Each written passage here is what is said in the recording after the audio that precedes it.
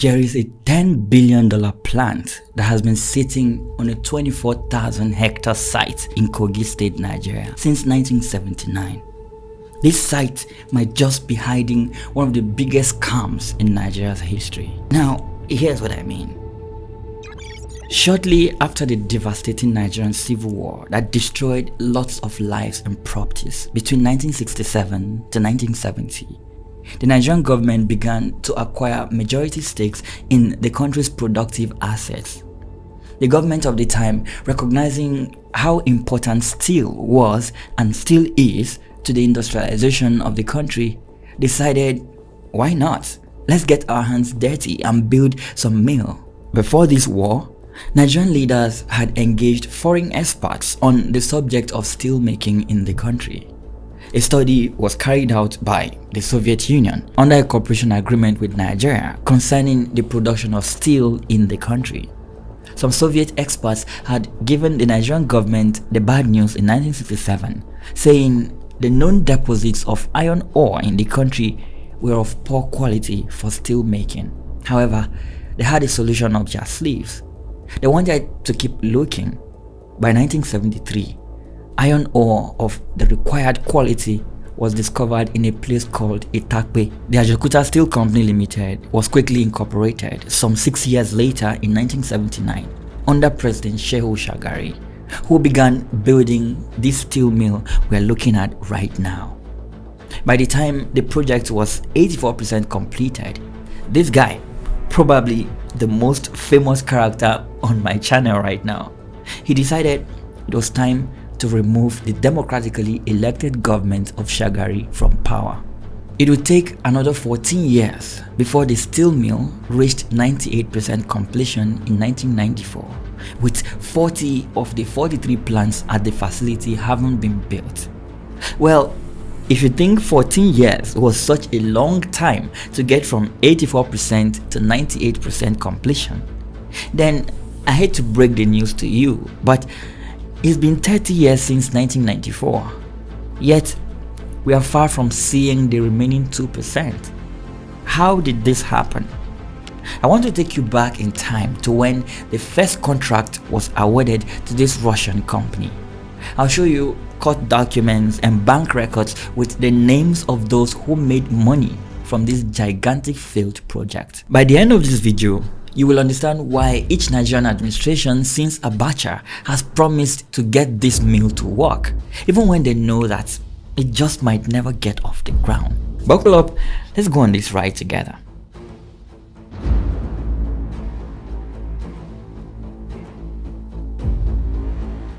Before the steel industrial revolution, bridges were built with wood.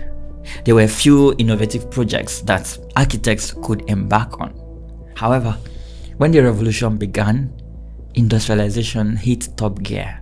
Now, when you see tall buildings like the Empire State Building, the Burj Khalifa, or your shiny railways, you begin to understand why steel is one of the most commonly manufactured materials in the world. Steel is used in buildings as concrete reinforcing rods, bridges, infrastructure, tools, ships, trains, cars, bicycles, machines, electrical appliances, furniture, and even weapons. In simple terms, it is the bedrock of industrialization. This was why the Nigerian government decided to find a way to produce its own steel. I mean, the country needed to build infrastructure, bridges, and a whole lot of things. So, depending solely on imported steel was always going to pose a huge challenge. Here comes Ajaokuta Steel Company Limited. The Ajaokuta Steel Company Limited, popularly known as Ajaokuta Steel Mill, is located in Ajaokuta, Kogi State, Nigeria. It is the largest steel mill in Nigeria, built on a 24,000 hectares, that is 59,000 acres site. The steel plant is said to have 26 housing estates in place, a great road network, power plant, and water treatment facilities, amongst others. It was designed to become a major producer of industrial machinery, auto electrical spare parts, shipbuilding, railways, and carriages. The steel plant was designed to create 10,000 technical jobs and 500,000 indirect jobs when in full operation. This gigantic project is designed to produce 1.3 million tons of liquid steel per annum in the first phase, and then 2.6 million tons of steel per annum in the second phase, and 5.3 million tons of liquid steel per annum in the final stage. But steel wasn't the only thing it was meant to produce. The original designers envisaged that the plant would also produce things such as fertilizer to help boost Nigeria's agriculture. It was a massive plan, and the government of Shagari wanted to bring it to life, so it got to work. In 1979, a tender went out to develop the Nigerian steel industry, and a contract was awarded to the Russian company TPE. President Shehu Shagari then laid the foundations of Ajaokuta Steel on these 24,000 hectares of land in 1980. The construction phase didn't take that long, as most of the buildings were swiftly erected. By 1983, Shagari's government had completed 84% of Ajaokuta steel plants. Now, considering the project was planned for delivery by 1986, the speed was commendable.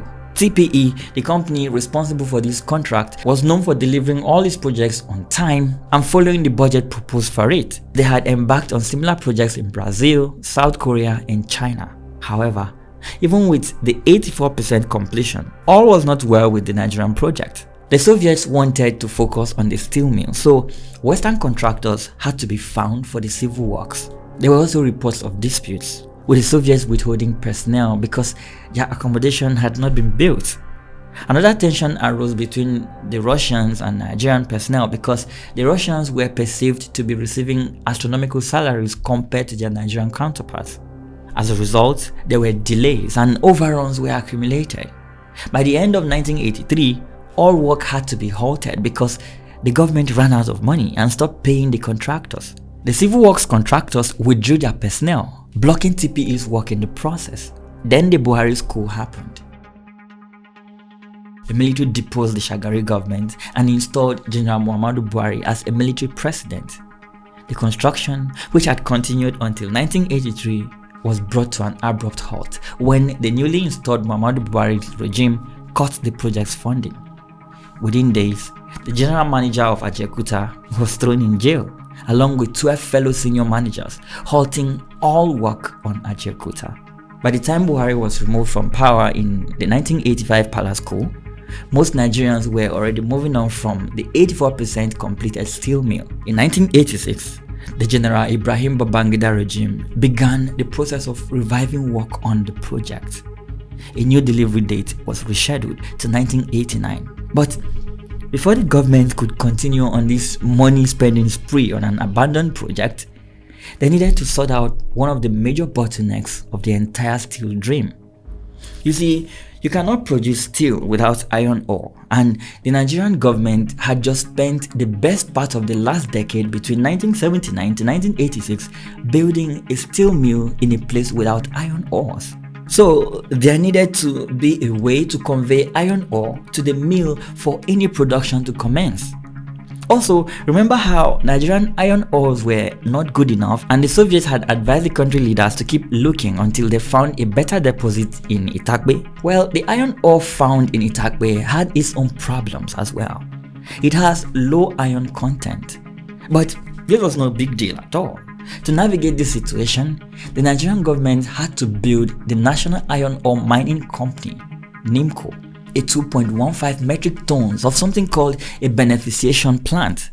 This plant was designed to process the low-quality iron ore found in Itakbe to iron ore that would be suitable for this shiny new steel plant in Ajaokuta. After this process was done, the government decided to revisit the question of how to transport the processed iron ore to Ajaokuta, which was 52 kilometers away from Itakbe. Again, no problem at all. Since this iron ore could not be transported by roads, the Nigerian government decided that it would just construct rail lines. No big deal, right? In 1987, a contract was awarded to this construction company, Julius Berger, by the Nigerian government for the construction of Nigeria's first standard gauge railway from the iron mines at Itakbe to the steel mill at Ajaokuta. But there was just this small challenge.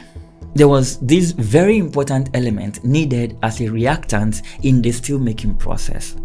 It is called metallurgical coal or coking coal. Metallurgical coal or coking coal is a grade of coal required to produce good quality coke, which is used as fuel in the blast furnace process for primary steel making. This coal was required to run the Ajaokuta steel plant. It is majorly available in countries like Canada, the United States, and Australia.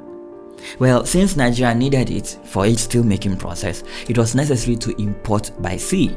The Nigerian government considered several forms of transport for the metallurgical coal. One was to use the Niger River directly to Ajaokuta, but the Niger River was not deep enough and only seasonably navigable. To make it navigable year-round, the Nigerian government would need to invest money into something called dredging.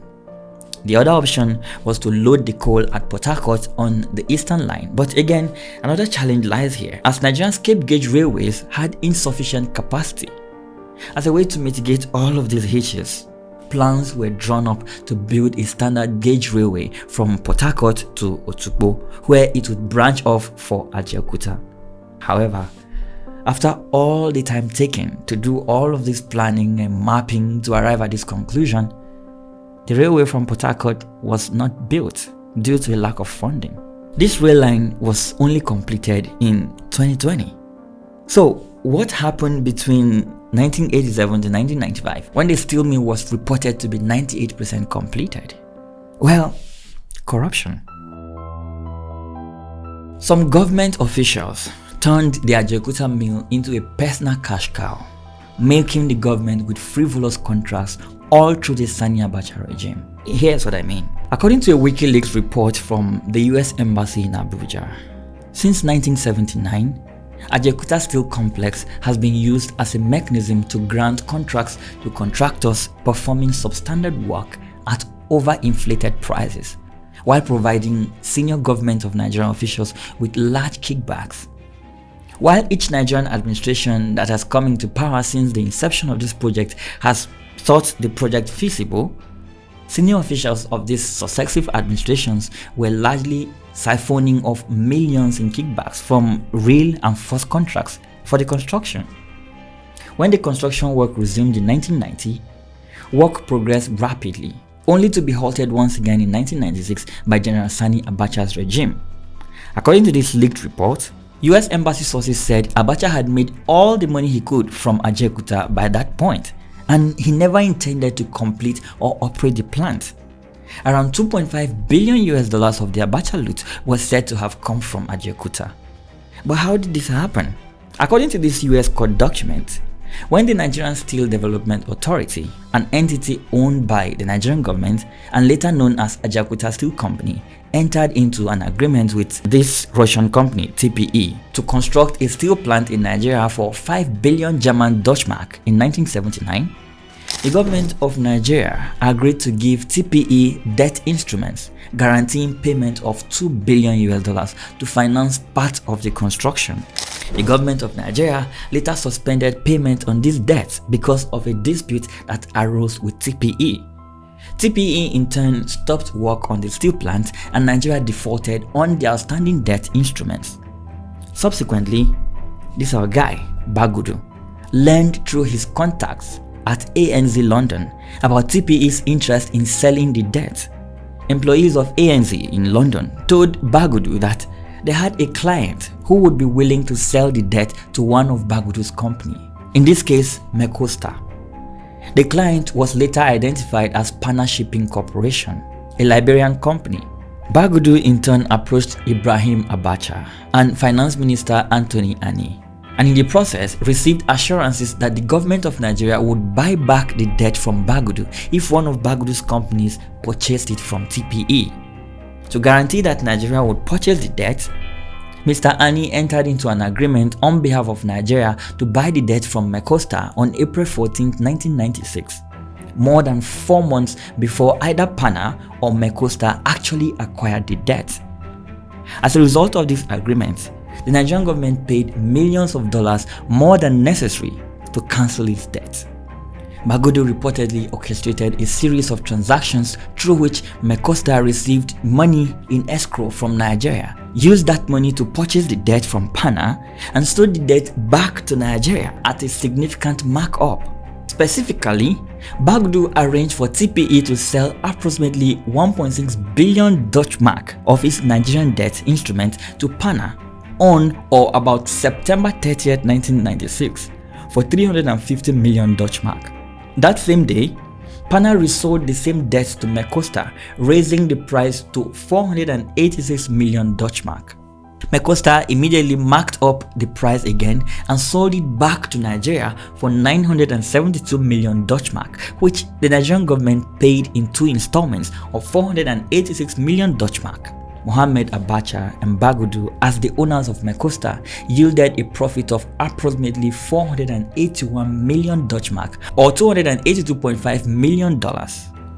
Nigeria's purchase of the debt was personally approved by General Sani Abacha, even though Nigeria would have saved hundreds of millions of dollars by buying the debt on the open market at the price TPE was willing to sell it, which was nearly 2/3 less than Nigeria ultimately paid for the debt. Well, for their troubles, the CBN paid Mecosta, Bagudu, and Mohamed Abacha as follows. On or about May 17, 1996, the CBN transferred 486 million Dutch mark to an escrow account held in the name of Pana and Mecosta at ANZ in London. 481 million Dutch mark of which was then used by Mecosta to pay Pana for the debt instruments. In April 1997, Annie caused the CBN in Lagos, Nigeria to wire an additional 486 million Dutch mark in 2 tranches to account held in the name of Eagle Alliance and Morgan Procurement. Later in 1997, officials at Goldman Sachs informed Bagudu and Mohamed Abacha that the bank was ending their relationship over concerns about the source of the money in the accounts held by Eagle Alliance and Morgan Procurement.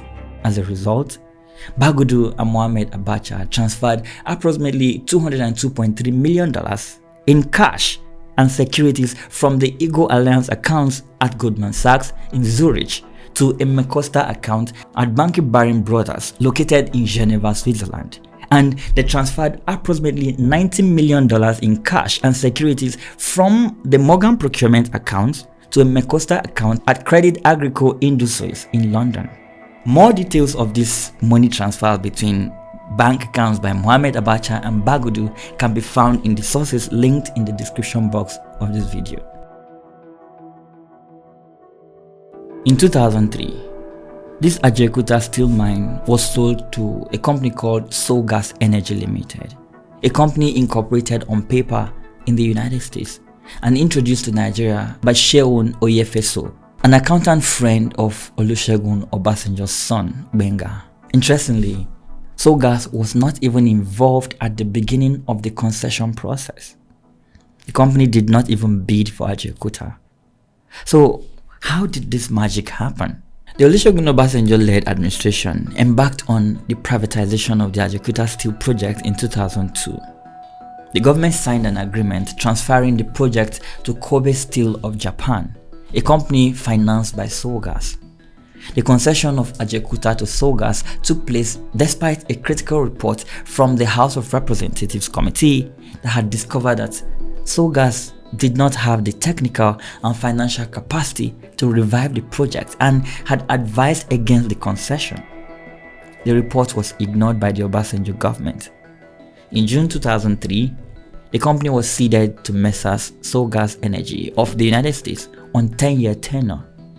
The concession gave Solgas the sole rights to refurbish the yet-to-operate Ajaokuta Steel Complex, to sell energy to the Nigerian grid from the complex's electric plant, and to operate a yet-to-be-built LNG-fired electric plant. In a private meeting, Solgas Nigeria-based Vice Chairman Oluwaseun, known as Seun Oyefeso, allegedly said the only reason Solgas was in Nigeria was to enter the electricity and gas markets and to make money. This project ultimately failed as Oyefeso was unable to attract either local or international loans for the Solgas Ajaokuta project. Promises by Solgas and Nigeria's federal government that Ajaokuta would produce 1.3 million tons of steel per year in 18 to 24 months and supply 2,300 megawatts of electricity to the complex and national power grid by 2005 did not materialize, leading to the termination of the agreement by the Obasanjo government in August 2004. However, Obasanjo then turned around and signed yet another new Ajaokuta agreement that same year, this time with an Indian company. In 2004, the Obasanjo administration granted a concession to the Nigerian branch of the Indian company Global Steel Holdings Limited, GSH, a company called Global Infrastructure Nigeria Limited, which was promoted by the very same two men who had allegedly brought in Soul Gas. That is President Obasanjo's son, Benga Obasanjo, and his loyal sidekick, Sheun Oyefeso. Like Soul Gas, this Indian company was also registered offshore on the Isle of Man. This Indian company is owned by Pramod Mittal. He is said to be one of the famous Mittal brothers with separate companies that had global acquisitions and operations in steel production. The company was given a 10-year concession in 2004 for the Ajaokuta Steel Complex. This was later converted to a 60% equity in May 2007, shortly before the exit of the Obasanjo government. This deal was reportedly financed by Global Infrastructure Holding Limited. However, this didn't help the Ajaokuta project. Rather, the project took a sad turn for the worse. There were reports of massive retrenchment from the company. Many highly trained and experienced workers were reportedly laid off. According to Bloomberg, when then President Olusegun Obasanjo awarded GSH a series of contracts on the Ajaokuta mill in 2004, the arrangement was first to manage and later to buy the steel mill. Shortly after GSH took over the plant, Soul Gas Energy Limited, the small US company that had its contract terminated earlier, decided to sue this Indian company in Texas. Soul Gas claimed that this Indian company discussed becoming their subcontractor on Ajaokuta before breaching a confidentiality accord and bribing Nigerian officials, including one of Obasanjo's sons, to steal the concession from them. With Obasanjo gone, protests soon erupted in the country that the entire concession to GINL was steeped in underhand deal that robbed the nation through undervalued transactions. This caused the government of late President Umaru Musa Yar'Adua to establish a 5-man panel to probe the concession agreement in October 2007. This panel soon came up with a damning report that left the country in shock. According to the 2007 presidential panel, the company management withheld any foreign investment into the mine.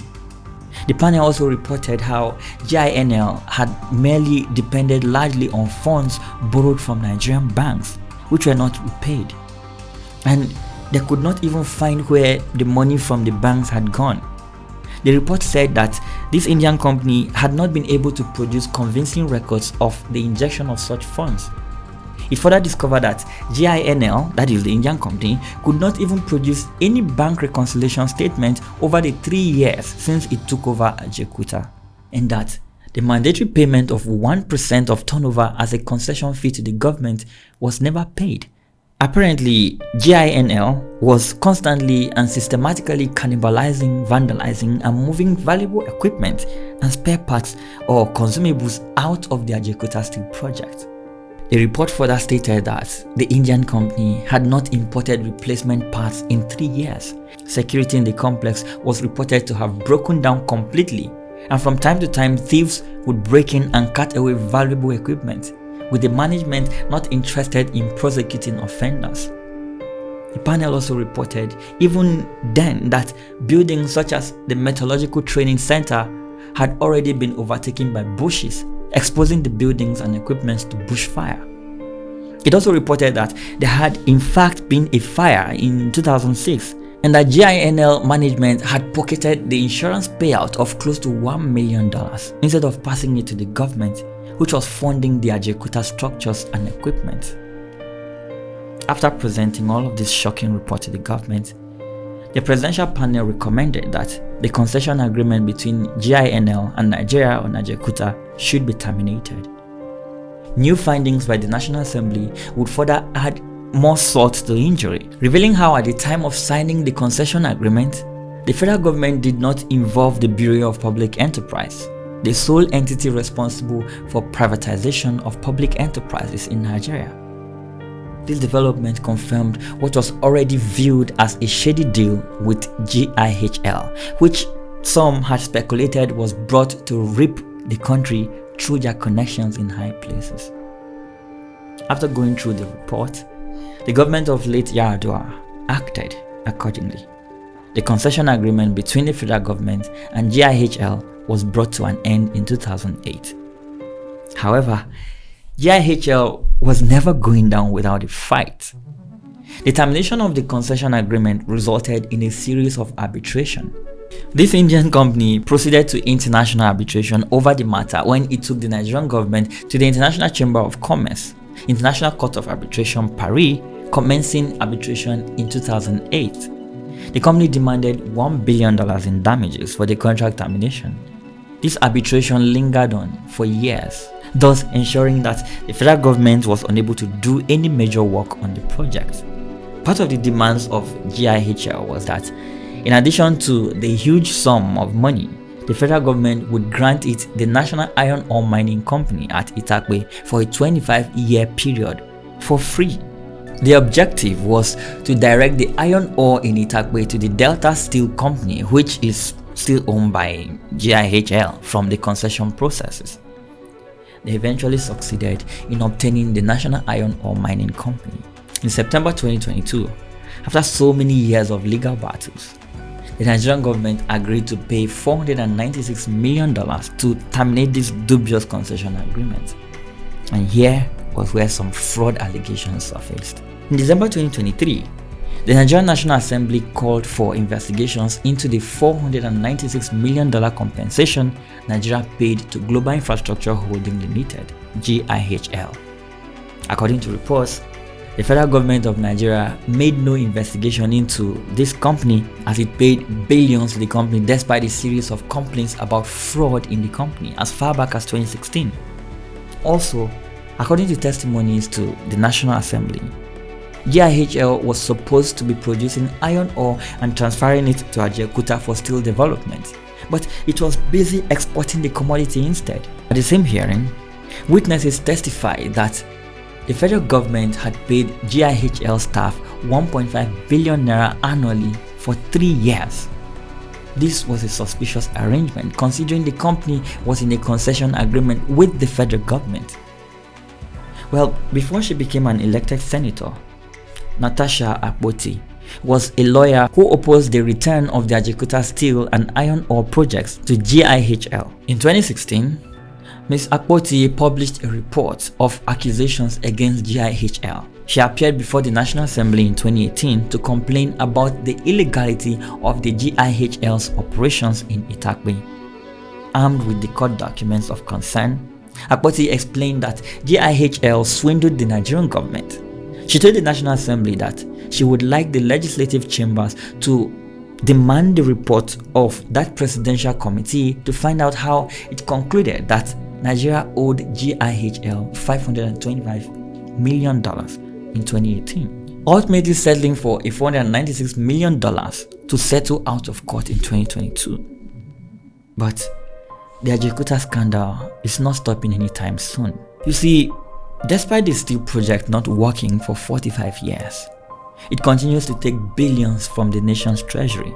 According to data collated from the appropriation bills available on the website of the Budget Office of the Federation, 295.1 million naira was allocated to Ajaokuta in 2016, with 135.2 million released by October of that year. In 2017, the total allocation was 4.3 billion naira, with recurrent expenditures at 3.9 billion naira and capital expenditure at 354.1 million naira. In 2018, the total allocation was 4.3 billion naira, with recurrent expenditures at 3.9 billion naira and capital expenditures at 354.1 million naira. In 2019, the total allocation was 3.6 billion naira, with recurrent expenditures at 3.3 billion naira, capital expenditures at 262 million naira. In 2022, the federal government approved 853 million naira for consultancy services targeted at the steel complex's concession. For 2023, The federal government planned to spend 4.14 billion naira on the steel company, with 3.58 billion appropriated for personnel costs, 482.8 million naira on capital expenditure, and 80.17 million naira on overhead. In total, Muhammadu Buhari spent 25.4 billion naira on the Ajaokuta steel complex in his 8 years in office. Yet, not a single sheet of steel was produced.